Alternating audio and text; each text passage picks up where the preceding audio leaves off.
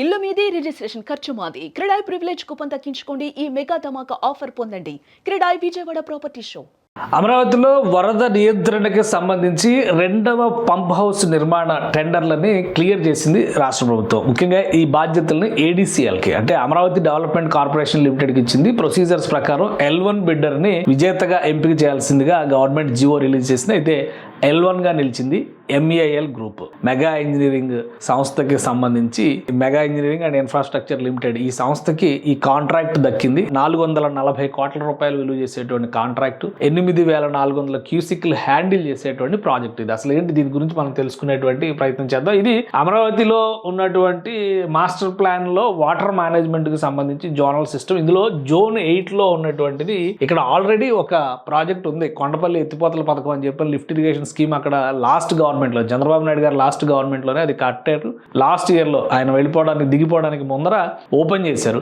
తర్వాత వరద నియంత్రణ, బురద నియంత్రణ అని చెప్పని జగన్మోహన్ రెడ్డి ప్రభుత్వం రకరకాలుగా అమరావతిని అష్టకష్టాలు పాలు చేసింది. ఫైనల్గా ఇప్పుడు గవర్నమెంట్ వచ్చి ఏడాదిన్నరగా జరుగుతున్నటువంటి వర్క్స్ దానికి ఒక ఊపిస్తూ, ఒకవేళ అన్ప్రెసిడెంటెడ్ ఫ్లడ్స్ కనుక వస్తే అమరావతిలో పెద్ద వర్షాలు పడితే కృష్ణానది ఎగువన పొంగి పొర్లి ఒకవేళ అమరావతి వైపు వచ్చితే కూడా వాటర్ మేనేజ్మెంట్ని ఏ విధంగా చేయాలన్నటువంటి ఉద్దేశంతో రెండవ పంప్ హౌస్ అవసరం అనేది నిపుణులు చేసినటువంటి సూచన. దీని ప్రకారం రెండవ పంప్ హౌస్ కి ప్రణాళికని రాష్ట్ర ప్రభుత్వం సిద్ధం చేసింది. దీనిపైన అధ్యయనాలు జరిగింది. ఇప్పుడు ఇది ప్రజెంట్ అక్కడ ఆపరేషన్ లో ఉన్నటువంటి పంప్ హౌస్. ఇది అమరావతి అంటే కొండపల్లి ఎత్తిపోతల పథకం అంటారు. అంత ముందర ఇక్కడ స్లూయిస్ గేట్లు చిన్న ఇది ఉండేది, పాతకాలం నాటి లాక్ సిస్టమ్ ఉండేది అనమాట. ఆ నిర్మాణం అంతా కూడా ఇక్కడ ఇదే ఉంది.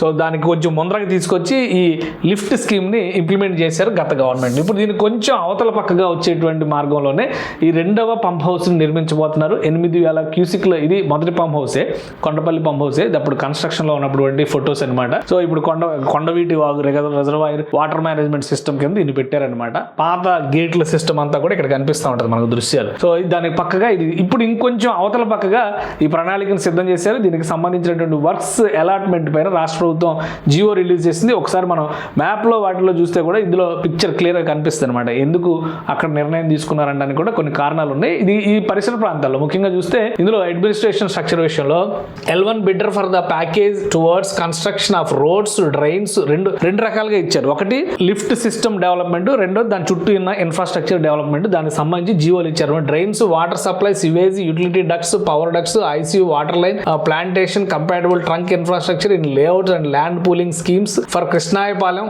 పెనుమాక, ఉండవల్లి విలేజెస్ కి సంబంధించినటువంటి ఏరియాస్ లో ఈ జోన్ 8 లోనే ఈ నిర్మాణ ప్రణాళిక అంతా కూడా జరుగుతుంది. దీనికి సంబంధించి ఒక జియో రిలీజ్ చేశారు. అలానే ఈ నిర్మాణానికి సంబంధించినటువంటి L1 బిడ్డర్ గా ప్రాజెక్టు కి సంబంధించిన వాటర్ మేనేజ్మెంట్ కి సంబంధించినటువంటి pumping station 2 testing, commissioning, construction, design, investigation, survey, investigation అన్ని కలిపి ఇది ఉండవల్లి కిందకు వస్తుంది అనమాట. Capacity 8,400 cusecs to issue the award interesting the work to the respective L1 bidder. ఇక్కడ పేరు లేదు, L1 బిడ్డర్ గా ఉంది. ఏంటంటే MEIL సంస్థ L1 స్థానాన్ని దక్కించుకుంది. ఆల్రెడీ లిఫ్ట్ స్కీమ్స్ చేయడంలో బాగా నిపుణత ఉన్నటువంటి సంస్థ. ఇప్పుడు పోలవరం కన్స్ట్రక్షన్ లో కూడా వీళ్ళే ముఖ్య పాత్ర పోషిస్తున్నారు. And implement the decision as approved by APCRDA authority through the resolution. అంటే APCRDA మొత్తానికి కూడా అడ్మినిస్ట్రేటివ్ అథారిటీ అంతా కూడా APCRDAకే ఉంది ఈ పరిసర ప్రాంతాల అన్నింటిలో కూడా. తర్వాత ADCL ద్వారా దీని ఇంప్లిమెంటేషన్ వర్క్ జరుగుతుంది. ఇప్పుడు ఈ ప్రాజెక్ట్ ఎలా ఉందో దాదాపుగా అలాంటి ప్రాజెక్ట్ ఇంకోటి వస్తుంది.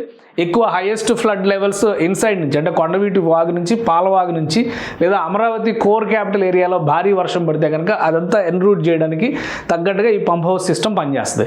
ఇంకోవైపు నుంచి అటు కృష్ణానదిలో ఫ్లడ్ లెవెల్స్ కనుక ఎక్కువ ఉంటే, ఇటువైపు వర్షం తక్కువ ఉంటే, ఎగువ నుంచి వరద నీరు ఎక్కువ వస్తే కనుక ఇక్కడ వాటర్ రిసోర్స్ మేనేజ్మెంట్ కోసం అని చెప్పని ఇక్కడ ఉన్నటువంటి వాగులకి, రిజర్వాయర్లకి నీటి మళ్లింపు కూడా దీన్ని ఉపయోగించడానికి అవకాశం ఉంది. కాబట్టి ఈ రెండు రకాలుగా 8,000 క్యూసిక్ల నీటి సామర్థ్యాన్ని లిఫ్ట్ చేసి పోసేటువంటి సామర్థ్యం ఉన్నటువంటి వ్యవస్థను ఇక్కడ నిర్మించబోతున్నారు.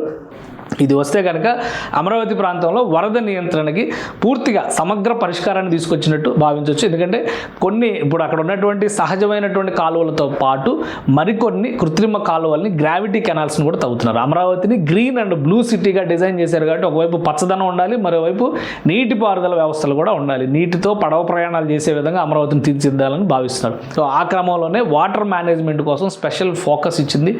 జోన్ 8లో మరొక రెండవ పంప్ హౌస్ నిర్మాణం నిర్మాణానికి క్లియరెన్స్ ఇచ్చింది. జోన్ 8లో ఉన్నటువంటి ఎల్పిఎస్ లేఅవుట్, ఎందుకంటే అవి రీసెంట్గా అవన్నీ యాక్సెప్టెన్స్లోకి వచ్చింది.